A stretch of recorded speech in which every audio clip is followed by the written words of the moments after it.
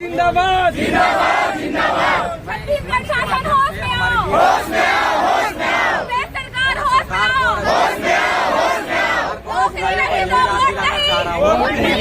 देश के सर्वोच्च न्यायालय ने माननीय सुप्रीम कोर्ट ने जब जजमेंट कर दिया है कि सुप्रीम कोर्ट ने जजमेंट कर दिया है कि प्राइमरी शिक्षा बीएड और डीएड वाले ही पात्र हैं, बीएड वाले अपात्र हैं, ऐसा करके स्पष्ट 46 पेज का जब जजमेंट दे दिया है, इसमें किसी को राजनीति करने की जरूरत ही नहीं है। यहाँ सिर्फ छत्तीसगढ़ में राजनीति हो रही है।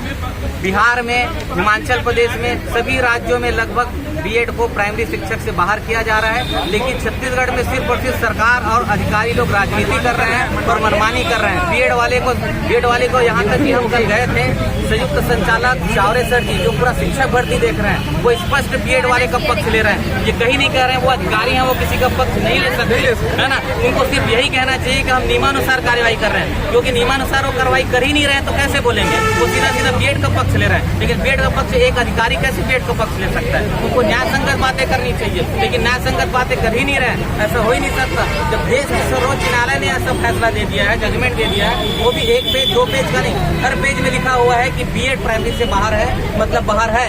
लेकिन यहाँ सिर्फ और सिर्फ छत्तीसगढ़ में राजनीति किया जा रहा है, वो भी वोट बैंक के नाम से। आज हम छत्तीसगढ़ सरकार को जितने सारे डीएड डीएलएड संघर्ष समिति के सदस्य हैं और उनके पूरे परिवार के 10 सदस्य मिलकर के दिखा देंगे कि वोट क्या होती है ना। तो यहाँ सिर्फ राजनीति किया जा रहा है। हम सरकार से और अधिकारियों को इस न्यूज के माध्यम से यही होश दिलाना चाह रहे हैं वो न्याय संगत निर्णय करें, और जब तक हाई कोर्ट और सुप्रीम कोर्ट का निर्णय नहीं आ जाता, हम ये नहीं कह रहे हैं कि हमको किसी को भी नियुक्ति न दे, ना तो डीएड वाले को नियुक्ति दे और नहीं तो बीएड वाले को नियुक्ति दे। नियुक्ति रोका जाए। हम सिर्फ और सिर्फ अधिकारियों से मेरी बात स्पष्ट रूप से बोलना चाह रहा हूँ कि संचालनालय में डीपीआई में जो भी संचालक सर हैं, आलोक शुक्ला सर सचिव हैं, उन सबसे मैं यही गुहार लगाता हूँ और सरकार से यही गुहार लगाता हूँ कि सुप्रीम कोर्ट स्पष्ट जजमेंट दे दिया है कि बीएड अपात्र है, फिर भी हम सुप्रीम कोर्ट में 29 अगस्त 2023 को जो सुनवाई में उसमें कहा गया है कि काउंसलिंग प्रक्रिया में भाग ले सकते हैं, सिर्फ इतना ही कहा गया है, लेकिन उनको पात्र मानकर ज्वाइनिंग देने की पूरी तैयारी कर रहे हैं। तो जब तक निर्णय नहीं आ जाता है न्यायालय का,